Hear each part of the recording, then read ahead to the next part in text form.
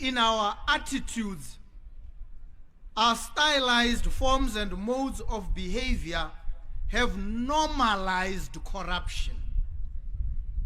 When we see it, we see it as normal.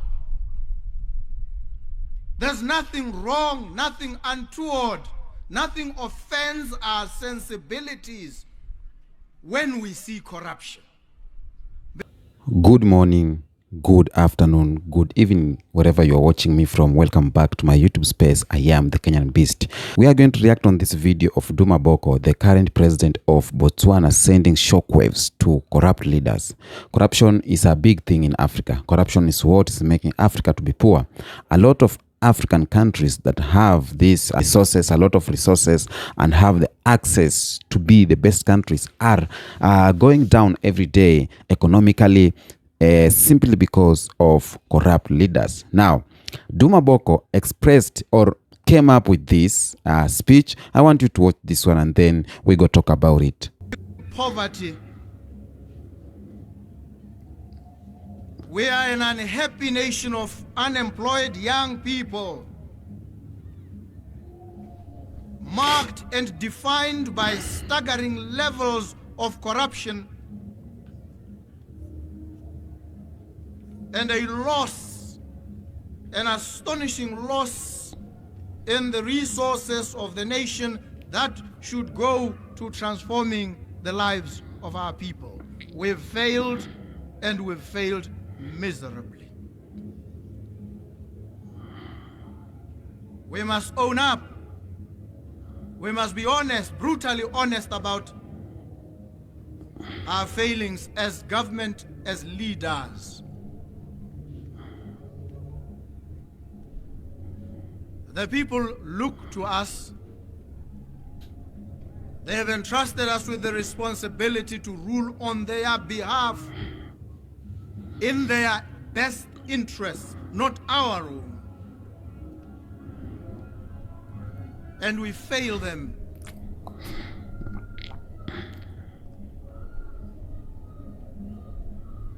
The Directorate on Corruption and Economic Crime has been in existence for 30 years now. We must ask ourselves, in that period of 30 years, have we managed to contain, reduce, and or eliminate corruption? Have we? What is the answer to that question? 30 years down the line, have we eliminated corruption? Are we anywhere near eliminating corruption? And the answer to that question is a resounding no. We haven't. We don't seem anywhere near. We must ask ourselves then, why? And I posit three factors on the trot. The first is that we, in our attitudes, our stylized forms and modes of behavior have normalized corruption. When we see it, we see it as normal. There's nothing wrong, nothing untoward, nothing offends our sensibilities when we see corruption. Because in the main, corruption has become normalized. And when leaders engage in corruption, nobody raises an eyebrow because it is seen as normal. And we offer justification. The second, flowing from the first, is that the legal framework itself with which we must tackle and contain corruption is weak. The act that establishes the DCEC is at best a very tepid piece of legislation. it falls woefully short. The third is that the institutions that we've established are themselves not properly suited, not properly tailored to tackling the nature of corruption that our society faces today. We therefore must reflect, fashion appropriate responses, redesign our institutions, free ourselves from institutional idolatry, the worship of institutions that are dysfunctional. We must reimagine society. We must reimagine these institutions. We must reimagine the law itself, because it is a human artifact after all.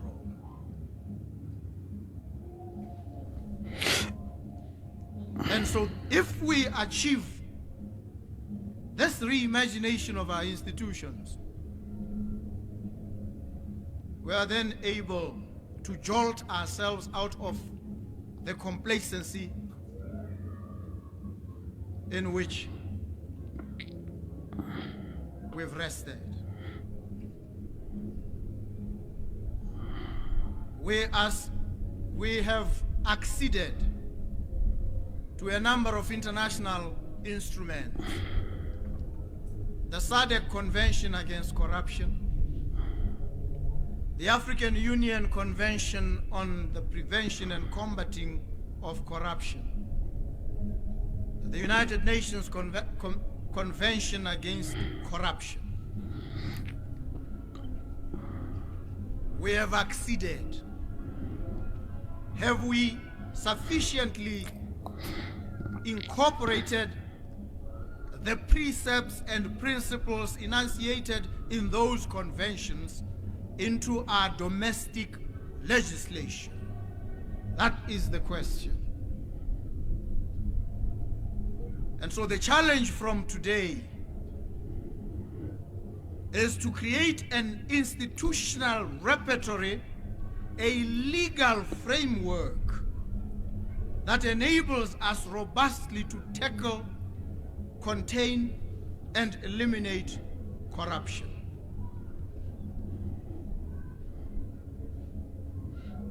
And now, to shape, set out shock by an open acknowledgement of the foibles and failures, shake, indicating the systemic shortcomings of our present institutional and legal regime, and shape the future by reaffirming what I stated in the State of the Nation address. We are about to commence a forensic audit. We are about to commence a forensic audit of how the institutions of government have functioned thus far, how the resources of the state have been appropriated and deployed, and what the real state of the financial affairs of our country is. This exercise, which I assured you will take place. It is about to begin.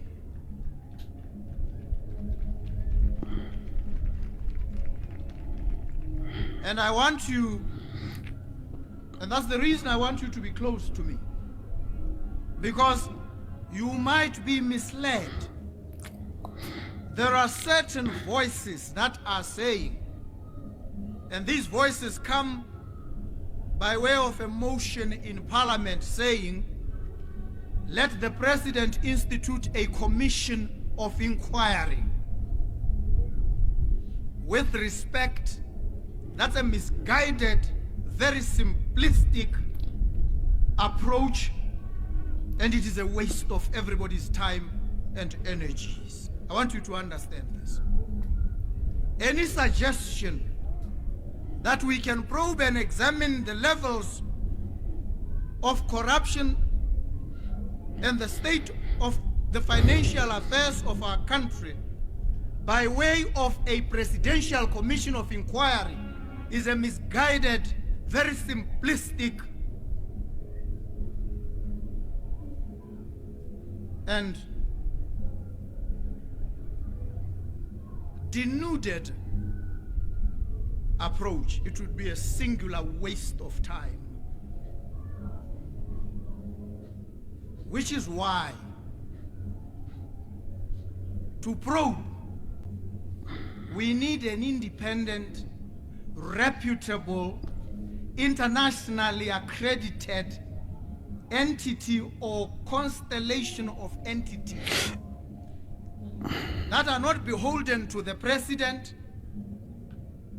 present or past, that will probe and probe critically and dispassionately. And that is the correct approach. And that is the approach I have promised you. That is the approach I intend to deliver to you. And it will be announced soon that that audit, that forensic audit, is in the offing. It will commence.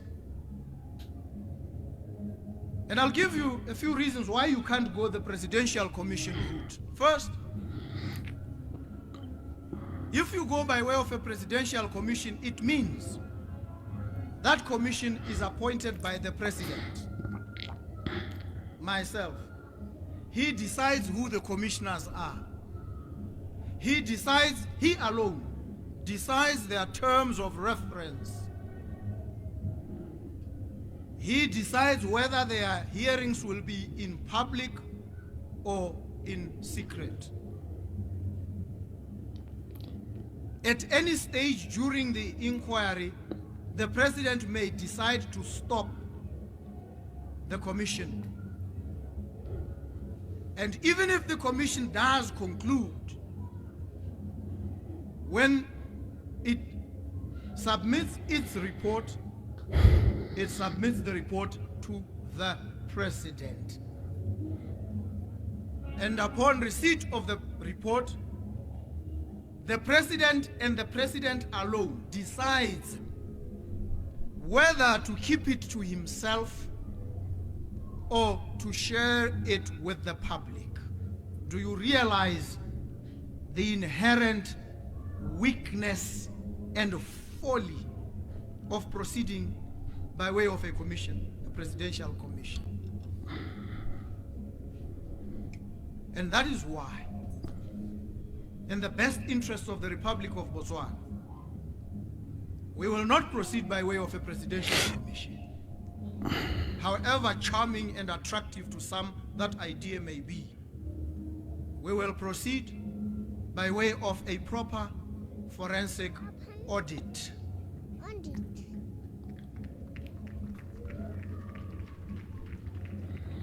Whose report I will not enjoy the liberty to keep to myself. I will be under obligation to share with you, to make public. That is the beginning of an assertion of transparency in the affairs of government. Welcome back. Corruption, poverty. These two things are aligning, corruption and poverty, because it is poverty that is making people to be corrupt. Again, it is corruption that is making people to be poor. These two things are hand in hand. Africa is poor because of corruption. Corruption has a lot of access in Africa because people are poor. It started way back again, way back during colonization, where our forefathers, some of them who were betrayers, were given small thing, they gave out slavery. Were given small thing, they give it to our people, selling them to slavery. It started back then. Corruption starts even in your house. Now, there are some corrupt leaders who we know they are corrupt. The things they are doing out here, it is not the things they're supposed to do for the people. You see them grabbing lands for school, given money to build the infrastructure. They eat that money. They can't do something good for the people of their country simply because they are corrupt. Corruption has made a lot of presidents, a lot of African leaders to sell or to give sell African land to the white supremacy. Now, when we get some leaders who will fight corruption, few of them in Africa who are going to fight corruption will be of a greater help. If we get 10 presidents, or if we get half of the presidents of African countries fighting corruption, we'll be somewhere else. Africa has the capability, but it's hard to do corruption because even when we are being told to go and vote for our leaders, we want us to be given something small, to be given tokens so that we can vote for you. That's where corruption started. How can this leader take care of your issues? How can this leader fight for you? How can this leader build for you schools, hospitals, infrastructures? How can this leader feed you when he gave you all his money for him to be in power? How? It is so hard. Whenever he gets that seat, he will now start returning what he gave to the people. He gave you 2 bags of rice, he will come and take 10. Imagine this guy taking every 10 of a bag of rice from every citizen. He gave you 1,000 naira, he come and takes 10,000 naira from you. He gave you 100,000 naira, he come and take 1,000,000 naira. 1,000,000 naira from you. Corruption starts with you. When you are watching this video, when you choose your leaders, you have to choose the leader who you think will fight for your issues, will take care of your responsibilities. This is a guy you are giving him a job. He does not need to give you bribes so that you can give him job. You give him job according to his qualities. You give him job according to his competency. You give him job according to what you have seen from him. You are not giving him job because he's from your tribe. He can be from your tribe, but he's not fitted for the job. He can be from your tribe, but he doesn't know anything about leadership. There are some African leaders that need to be addressed. Some African countries are dying every day economically simply because of corruption and puppet leaders. I have listened to this speech of Duma Boko, and I'm looking forward for him to achieve something for Botswana. We don't just want talk, we want actions. Actions speak louder, Mr. President. Whenever you talk about corruption, you have got that seat. You go there. Wipe all corrupt leaders. Keep them to jail. Eradicate corruption from top to bottom. It's not that you are dealing with the bottom and you're just leaving the top. It's hard to be in a country that is more corrupted. It's hard to be in an institution that is more corrupted. A school that is corrupted, you will get incompetent teachers. Getting incompetent teachers will assure you to get incompetent students, incompetent generation. Because you can just decide to take a pastor and give him a job of a doctor, even though he's not qualified. Africa is going down simply because of corruption. And we need to talk about corruption. Corruption is the one thing that a lot of people, a lot of leaders, they don't talk about it openly simply because they are corrupted themselves. The money they have got and everything has been gotten from corrupt ways. Church cannot talk about corruption because church again is in this mix of corruption. You see in Kenya where churches have been given money left, right, center, tons of money, millions of money, and yet the church members are suffering.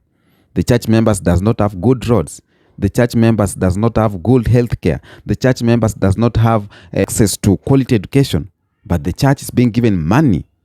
And when the church is being given money, they are using the church to brainwash the citizen that everything is good. Let us wait upon the Lord. The Lord will do something for us. How can the Lord do something for us and the one who need to do that thing for us, who is collecting our tax, is eating that tax with you? How can the Lord do something for us when the pastor is eating your tax? Is given money from the money that needs to build the roads. Is given money that needs to build hospitals and schools. He's eating that money and he's telling you, wait upon the Lord. When you die, you need to deal with corruption on every and each institution. That Africa resources is gone simply because of corrupt leaders. Corrupt leaders always think about themselves. They think about to get their family rich. They don't think about you. When you choose a leader, this is for you. When you choose a leader, you want this leader to take care of your resources. Don't choose a leader that has given you money to eat. Don't choose a leader because he has given you bribe. Because once you choose this leader, he will enter on that seat and they will make ways for him to return what he gave you and to return it times 10. It's up to us as the Africans. It's up to us as black people. It's up to us to eradicate corruption from our countries by choosing leaders who are competent, by supporting leaders who have vision, by not giving out bribes. Every institution is corrupted. Somebody is going for the military, you have to give bribe so that you can be taken into military. I hope this message reached to a lot of people. I hope those corrupt leaders from these countries, you are making your children to suffer simply because you want to enrich yourself, simply because you want to please the master. But these children, again, I must condemn your parents. Your parents, most of them, are the one who chose incompetent leaders, who chose leaders who gave them leaky. I want to remind you, when there was a protest in Nigeria, the daughter of the president came out, I think the daughter or a minister of some state, a governor, came up with bags of rice. He gave one bag of rice to each person so that they cannot protest. We're going with that bag of rice home. After that bag of rice is over, what next? Will you go back to the street? You are guilty. You cannot go back to the street. What these leaders are doing is to hold you on their chains, is to make you feel guilty whenever you want to condemn them. Whenever they are doing something bad, you cannot talk because you are the one who chose him. And he gave you something. He gave you maize flour. He gave you vegetable. He gave you 500 shillings, $2, $3. Can $3 sustain your life for 5 years? Can $3 sustain your life and your children for 5 years? Can $3 silence you for 5 years? Oh, damn it. Why do we do this? Why do we do this while choosing leaders? Why? We as the people, we need to stop it. We as the people, we need to bring change. We as the people, we need to put leaders who will hold accountable. And we only hold these leaders accountable when we choose them in a free and fair, without corruption, without what? Bribes. So that he cannot tie us on his chain. So that when he does something this, we can remove him from power because we are the one who put you there. But when he gives us money, he's the one who has put himself there. Think about that. Tell me what you think in the comment section about this video. Until next episode, peace be with you.